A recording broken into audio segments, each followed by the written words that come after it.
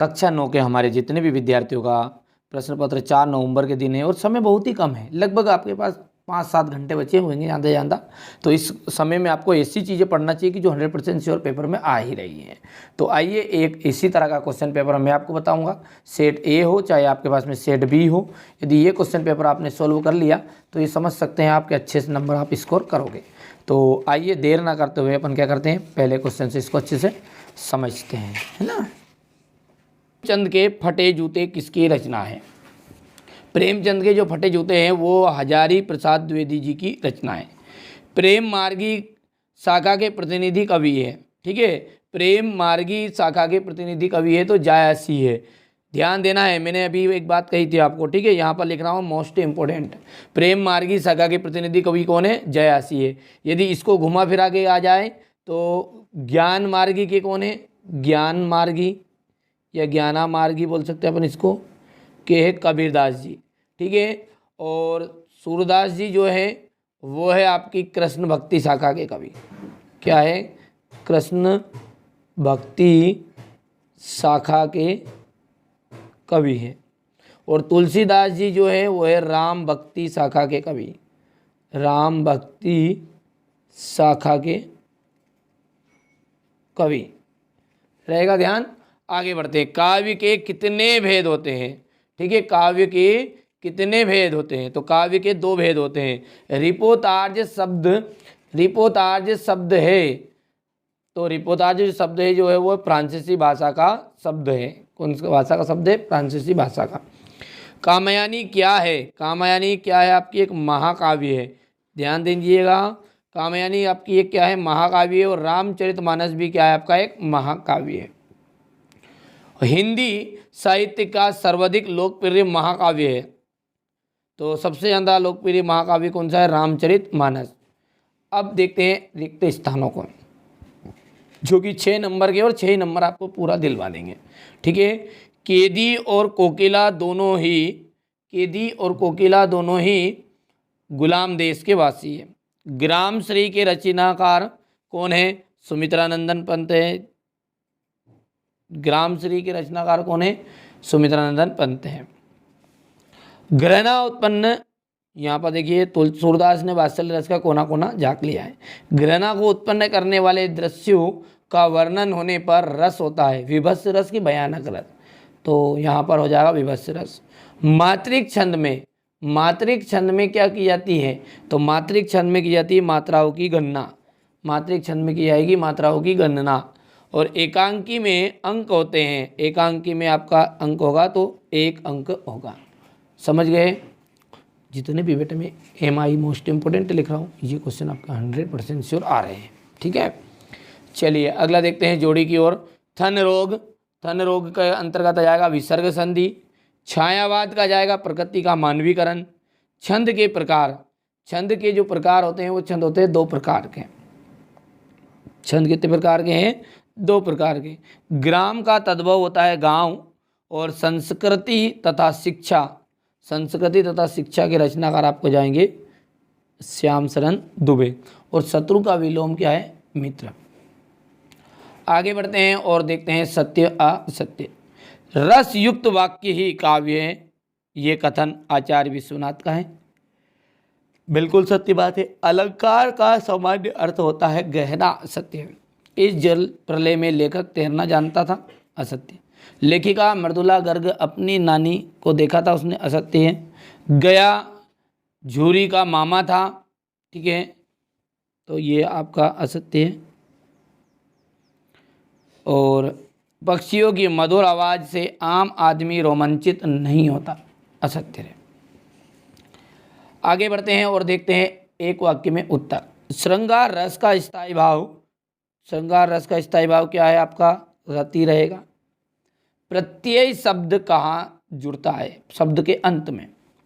शब्द के अंत में जुड़ने वाला शब्द आपका कहलाएगा प्रत्यय, और शब्द के शुरुआत में या आगे जुड़ने वाला शब्द कहलाता है आपका उपसर्ग। रचना के आधार पर वाक्य के भेद होते हैं 3। समास कितने के प्रकार होते हैं? समास आपका 6 प्रकार का होता है। हिंदी उपन्यास के सम्राट किसे कहा जाता है? मुंशी प्रेमचंद को। और रीढ़ की हड्डी एकांकी के रचनाकार का नाम क्या है आपका? जगदीश चंद्र माथुर। कुछ चीज़ें ऐसी होती है जो सामने पूरी तरह नहीं बताई जाती, आपको समझदार है, मैं थोड़ा बहुत हिंट दे रहा हूँ, वहाँ से आप कंप्लीट कर लो बस, ठीक है। गद्य की प्रमुख रचनाएं, प्रेमचंद की प्रमुख 2 रचनाओं के नाम आपको बताने हैं। आगे देखिए, उपसर्ग और प्रत्यय की परिभाषा, सारा सॉल्यूशन एक साथ दूंगा, कोई घबराने की जरूरत नहीं। 23 तक का। ग्रह और सूर्य का तद्भव रूप, संधि और समास, क्वेश्चन आंसर तो कर ही लेना, बिल्कुल पूरे है ना, आ रहे हैं। 2 पेपर दूंगा, 2 पेपर में सारी चीज़ें आपको आने वाली है, 2 पेपर से। आदिकाल को वीरगाथा काल क्यों कहा गया है? सगुन काव्य धारा के प्रमुख कवि की रचनाएं बताइए। कवि रसखान का भाव सौंदर्य बताइए। सुमित्रा नंदन पंत की कोई 2 विशेषता है। कोयल की कूक सुनकर कवि की क्या प्रतिक्रिया थी? अरहर और सनई के खेत कवि को कैसा दिखाई देते हैं? मुक्तक काव्य की परिभाषा, प्रबंध काव्य की परिभाषा बतानी है। यहाँ से आप देख सकते हैं क्वेश्चन नंबर 13 हो गया, 14 हो गया और ये 15 हो गया। आगे बढ़े हैं। क्वेश्चन नंबर 16, 17, 18, महाकाव्य और खंडकाव्य में 3 अंतर। ये 19, 20,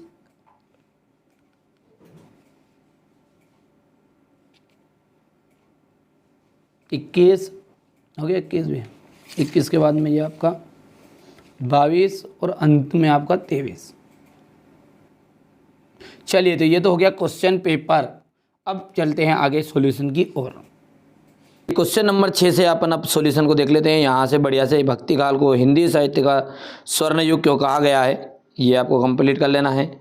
इसके बाद में अगला है हमारा छायावादी 4 प्रमुख कवि एवं उनकी रचनाएं बतानी है। कबीर ने किस प्रकार ज्ञान को महत्व दिया है। यदि आगे बात करें तो कवयित्री लद्दाख द्वारा मुक्ति के लिए किए गए जाने वाले प्रयास व्यर्थ क्यों जा रहे हैं। क्वेश्चन नंबर 8 आपका यहाँ पर देख सकते हैं, सखी ने गोपी को से इस कृष्ण को कैसा रूप धारण करने के लिए आग्रह किया है। आपके विचार में स्वतंत्रता सेनानियों और अपराधियों के बीच एक सा व्यवहार क्यों किया जाता होगा। ये क्वेश्चन नंबर 9 है, मेघ रूपी मेहमान।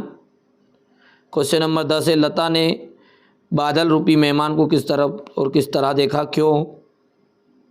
पाठ्य मुक्तक और गेय मुक्तक में अंतर। वीर रस की परिभाषा लिखते हुए एक उदाहरण देना है। हो गया। अलंकार, इसके बाद में आप देख सकते हैं यहाँ दोहा छंद, ये उदाहरण है दोहा छंद के। गद्य किसे कहते हैं? 2 प्रमुख नाटककारों के नाम बताइए। मुंशी प्रेमचंद की विशेष भाषा शैली की विशेषता है।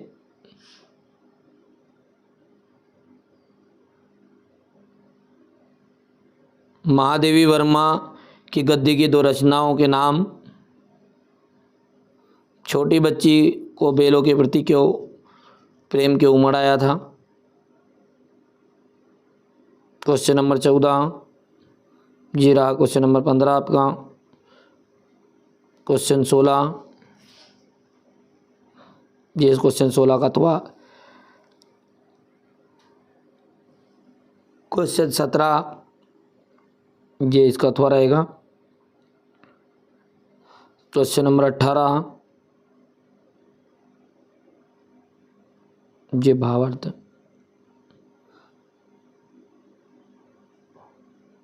हो गया।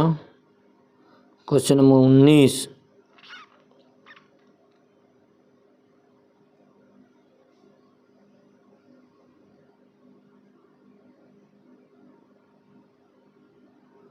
ये क्वेश्चन नंबर 20।